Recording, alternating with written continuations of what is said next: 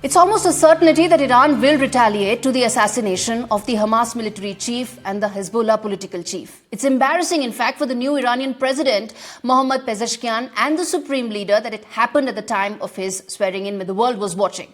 But how significant will the impact be? Could this start a chain reaction for all powers?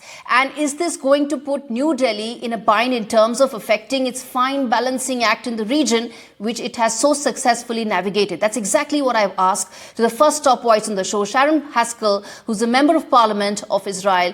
Ms. Haskel, thanks so much for speaking to NDTV. My first question, ma'am, as things stand right now, there is a real possibility that this tension will escalate. What measures is Israel taking to ensure that this remains contained? You don't want a full-blown war, do you?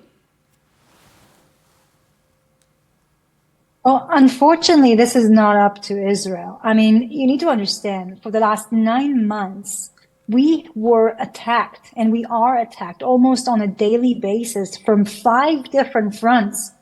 Okay, there's Hamas who's attacking Israel, Hezbollah, the army of Iran from the north attacking us, the army of Iran in Syria and Iraq is attacking us, the army of Iran in Yemen, the Houthis, is attacking us, and Iran is attacking us directly.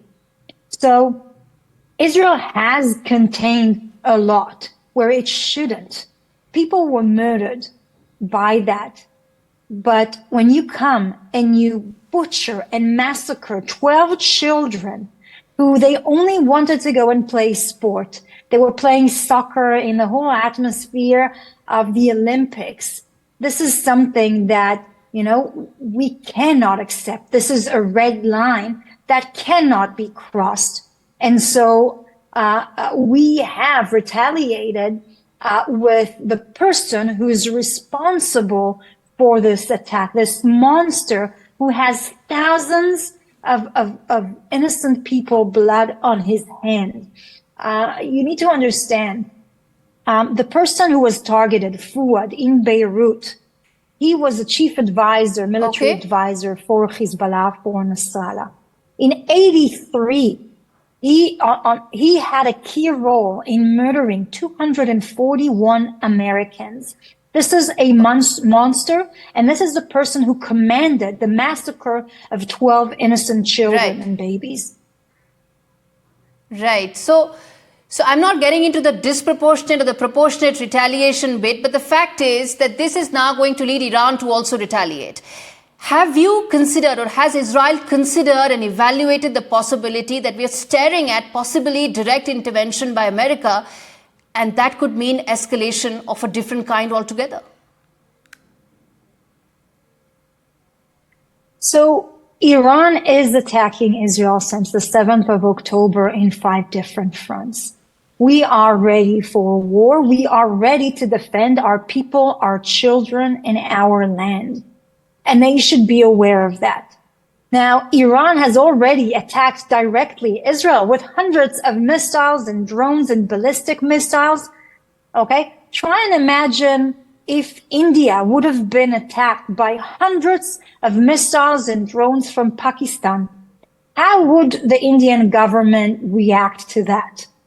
Now, this is a complete declaration of war by Iran, okay? This is the Iranian war that Israel is managing its front line in the last 9 months. But be certain, this is not Israel's war. This is a war of radical Islam against Western civilization. This is a war of those Islamists, Iran, which is not hiding its goal. They want Islamic dominancy worldwide, and that's why they are setting operations and armies with political influence all around the world. Israel is just the front line of Western civilization, people who love democracy, who yearn for freedom, for liberties, for women's rights, for equality. And that war was started by Iran, and we need to understand that this is the main perpetrator. They are the one directing, managing, funding, and in charge of giving those orders. Sharren, before I ask you the next question, if Pakistan had attacked India, we would have retaliated in no uncertain measures. We defeated them earlier, we would have defeated them, if at all any such thing happened at all.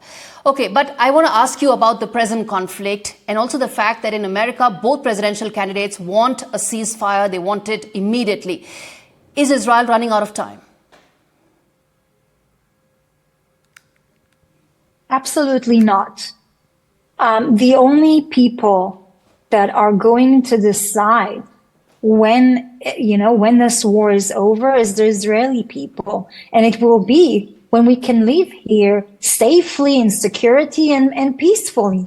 We are surrounded by murderous enemies who want for our destruction.